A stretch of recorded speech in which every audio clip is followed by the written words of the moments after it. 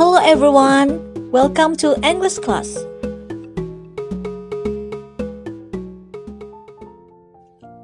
Hello class, how's your day?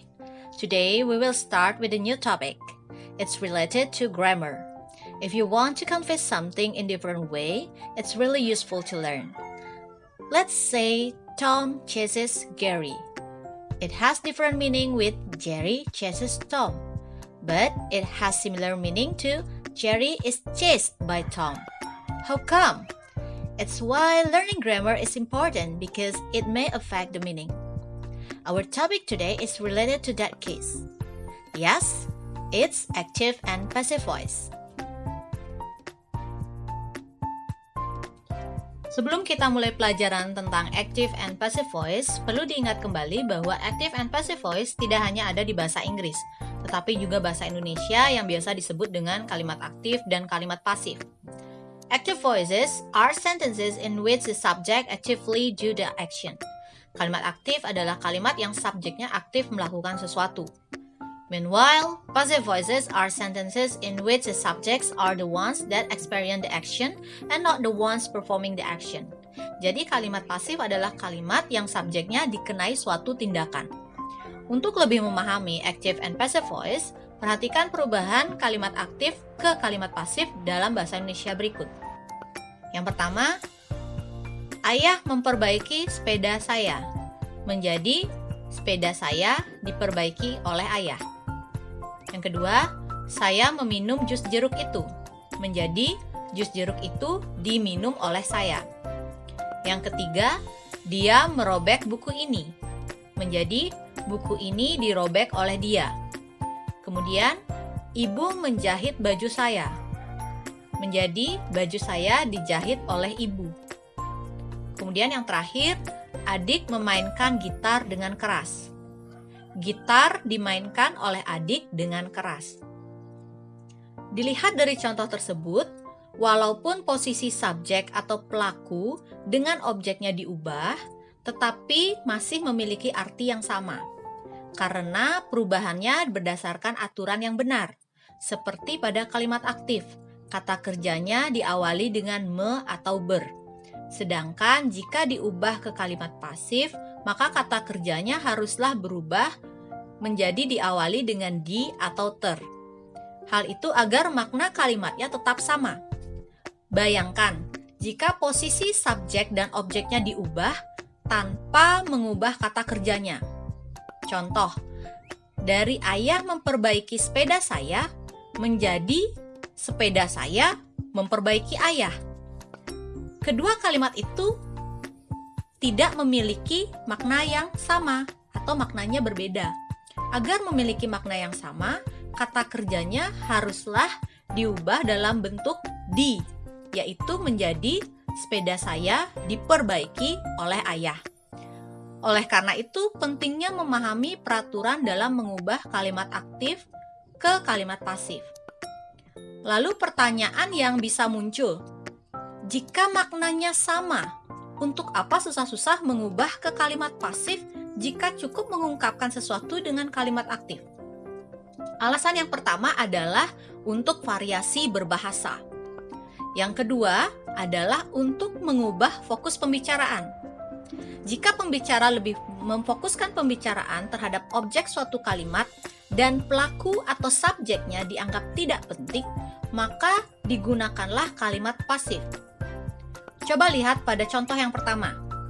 Jika pembicara lebih fokus pada siapa yang memperbaiki sepeda, maka digunakan kalimat aktif ayah memperbaiki sepeda.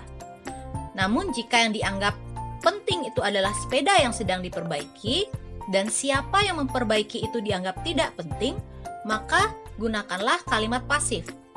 Sepeda saya diperbaiki. Boleh disebutkan oleh siapa, boleh juga tidak. Kemudian alasan yang ketiga adalah jika pelaku kegiatan tidak diketahui atau dianggap tidak penting. Misalnya pada kalimat dia ditabrak tadi pagi. Di sini tidak disebutkan pelakunya karena mungkin memang tidak diketahui siapa. Kemudian, ada syarat untuk mengubah kalimat aktif menjadi kalimat pasif, yaitu kalimat aktif tersebut haruslah memiliki objek. Mengapa? Karena nantinya objek kalimat di kalimat aktif akan menjadi subjek di kalimat pasif. Now, let's start with active and passive voice in English. Let's see the examples. If you pay attention to the verbs, you can identify that the examples are in simple present tense. Contoh yang pertama, my cat eats tuna, yang artinya kucing saya memakan tuna.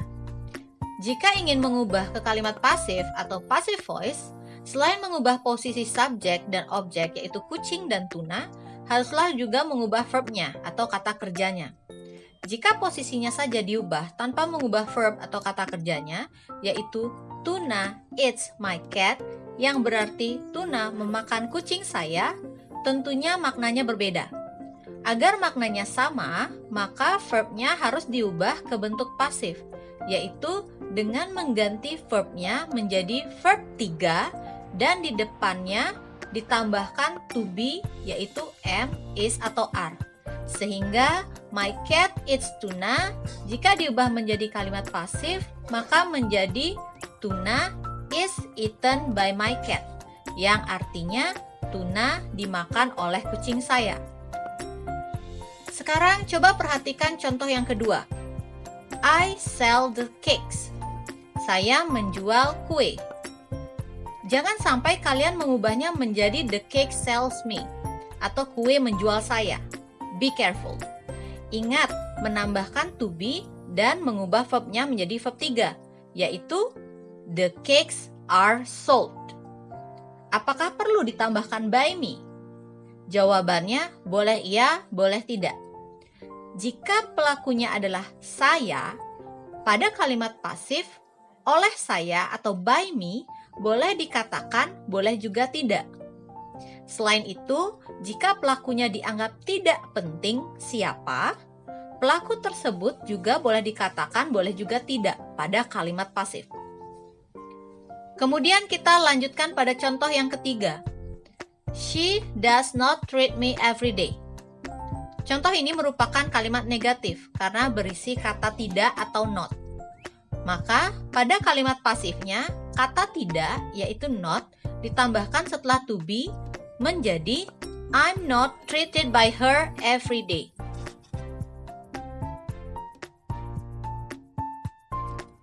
Now, let's see passive voice in another tenses. If you see the examples, the verbs of the active voice are in verb 2. It indicates that the sentences are in simple past tense. How is the passive voice in simple past tense? Bagaimana bentuk passive voice pada kalimat simple past tense? Jadi polanya tetap sama, baik itu simple present tense, simple past tense, ataupun tenses lainnya, yaitu tetap menggunakan to be diikuti verb 3. Lalu apa yang membedakan antara passive voice di simple present tense dengan passive voice di simple past tense? Jika kalimat aktif simple present tense menggunakan verb 1, maka pada passive voice digunakan to be bentuk present, yaitu am, is, atau are. Namun, kalimat aktif pada simple past tense menggunakan verb 2 atau bentuk past. Maka pada passive voice digunakan to be dalam bentuk past, yaitu was atau were. Jadi bukan lagi am, is, atau are. Lalu bagaimana verb yang mengikuti to be? Verb pada passive voice, apapun tensesnya tetaplah verb 3. Yang berubah adalah bentuk variasi dari to be-nya. Oleh karena itu, pada contoh my cat ate tuna yesterday berubah menjadi tuna was eaten by my cat yesterday. Kemudian I sold the cakes last week menjadi the cakes were sold last week. Dan she did not treated me yesterday menjadi I was not treated by her yesterday. Itu tadi passive voice pada kalimat simple present tense dan simple past tense. Bagaimana dengan tenses yang lain? Berikut beberapa contoh perubahan active voice menjadi passive voice dari berbagai tenses. Dapat dilihat semua verb pada passive voice tetaplah verb 3, yang berubah hanya bentuk variasi to be-nya. Sehingga dapat disimpulkan, rumus inti dari passive voice adalah to be ditambah verb 3.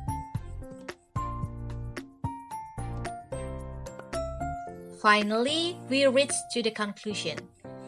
Active voice means that a sentence has a subject that acts upon its verbs. Meanwhile, passive voice means that the subject is a recipient of a verb's action.